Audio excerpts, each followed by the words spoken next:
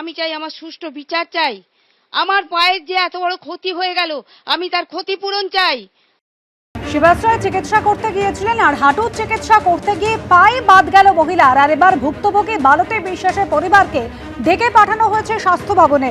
সন্দীপ সরকার আমাদের প্রতিনিধি রয়েছেন আমাদের সঙ্গে। সন্দীপ, কি অভিজ্ঞতার সম্মুখীন হয়েছিলেন এই মালতী বিশ্বাস, যে কারণে তাদের স্বাস্থ্য ভবনে ডেকে পাঠানো হয়েছে? কি খবর স্বাস্থ্য ভবন সূত্রে? দেখো, স্বাস্থ্য ভবন সূত্রে খবর যে আগামীকাল 11টা নাগাদ এই মালতী বিশ্বাসের পরিবারকে স্বাস্থ্য ভবনে ডেকে পাঠানো হয়েছে। স্বাস্থ্যমন্ত্রী নিজে কথা বলবেন এই পরিবারটির সঙ্গে। আমরা জানি যে এই সেবাশ্রয় নিয়ে ইতিমধ্যেই কিন্তু স্বাস্থ্য দপ্তর তারা স্বতঃপ্রণোদিতভাবে তদন্ত করছে ঘটনাটার। এখন সেই তদন্তের একটা অংশ হিসেবে এই পরিবারটি যেহেতু অভিযোগ জানিয়েছেন থানায়, পরিবারটির অভিযোগের ভিত্তিতে তদন্ত শুরু করেছে পুলিশ, এফআইআর রুজু হয়েছে। তাই ঠিক কি হয়েছিল সেবাশ্রয় ক্যাম্পে, কবে হয়েছিল, কি কি সমস্যার মধ্যে দিয়ে তাদের যেতে হয়েছিল এবং কেনই বা পা বাদ গেল, এই ঘটনাটার স্বতঃপ্রণোদিত তদন্ত করতে চাইছে স্বাস্থ্য ভবনও। এবং এর মধ্যে স্বাস্থ্য ভবনের আধিকারিকরা তারা যে তদন্ত চালাচ্ছে সেবাশ্রয়ের এই নানান বেনিয়ম, নানান কেলেঙ্কারি নিয়ে, তারই একটা পার্ট হিসেবে এই পরিবারটির সঙ্গে তদন্তকারীরাও কথা বলবেন স্বাস্থ্য ভবনে, সেরকমটাই কিন্তু এখনো পর্যন্ত আমরা জানতে পারছি পরিবার থেকে। ধন্যবাদ সন্দীপ। এবারে রবীন্দ্রনগর থানায় হচ্ছে অভিষেক বন্দ্যোপাধ্যায়ের নামে কিন্তু এফআইআর হলো।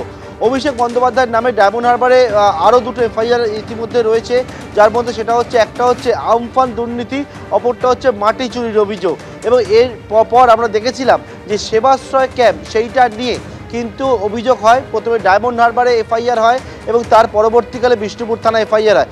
এবারে আরও একটা এফআইআর, সেটা হচ্ছে রবীন্দ্রনগর থানায় কিন্তু গতকাল রাত্রেবেলা পুলিশ আরও একটা এফআইআর করেছে। সেই এফআইআরে যেমন অভিষেক বন্দ্যোপাধ্যায়ের নাম রয়েছে, সেই এফআইআরের নাম রয়েছে অভিষেক বন্দ্যোপাধ্যায়ের আত্মসহায়ক সুমিত রায়ের নাম রয়েছে। জামিন অযোগ্য একাধিক ধারায় কিন্তু অভিষেক বন্দ্যোপাধ্যায়, তার আত্মসহায়ক সুমিত রায় সহ একাধিকের নামে কিন্তু এই এফআইআরটা হয়েছে। এবারে যেটা অভিযোগ করেছেন অভিযোগকারী হচ্ছে এক রোগিনী, তার পরিবারের তরফ থেকে অভিযোগ করা হয়েছে। যেটা অভিযোগ, গত বছর ফেব্রুয়ারি মাসে সেবাশ্রয় ক্যাম্পে স্থানীয় তৃণমূলের যারা রয়েছেন কর্মীরা, তারা হচ্ছে নিয়ে যান, পায়ের ব্যথায় ভুগছিলেন এক মহিলা, তাকে নিয়ে যাওয়ার পর তিনি যখন সেই সেবাশ্রয় ক্যাম্পে চিকিৎসকদের দেখানোর পর অভিযোগ যে পায়ের যে ব্যথা নিয়ে সমস্যা নিয়ে গিয়েছিলেন, সেই ওষুধ খাওয়ার পর যে ওষুধ দেওয়া হয়েছিল সেই সমস্যা কিন্তু তার যায়নি, উল্টে আরও সমস্যা বাড়ে। এরপরে সেবাশ্রয়ের যে মডেল ক্যাম্প হয়, সেই মডেল ক্যাম্পে নিয়ে যাওয়া হয়।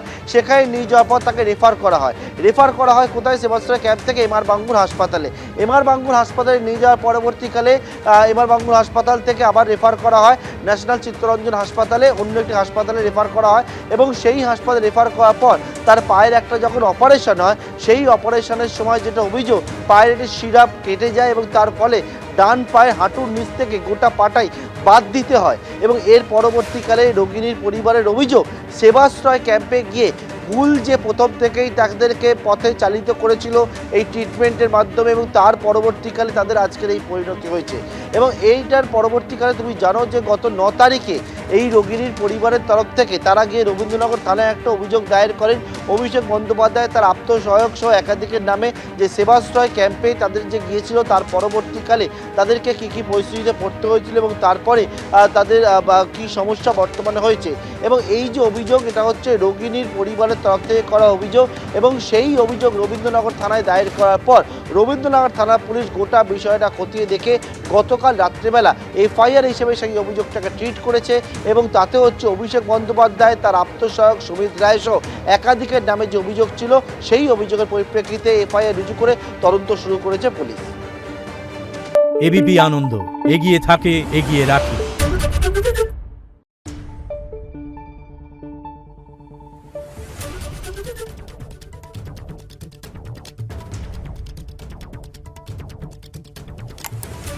Thank you.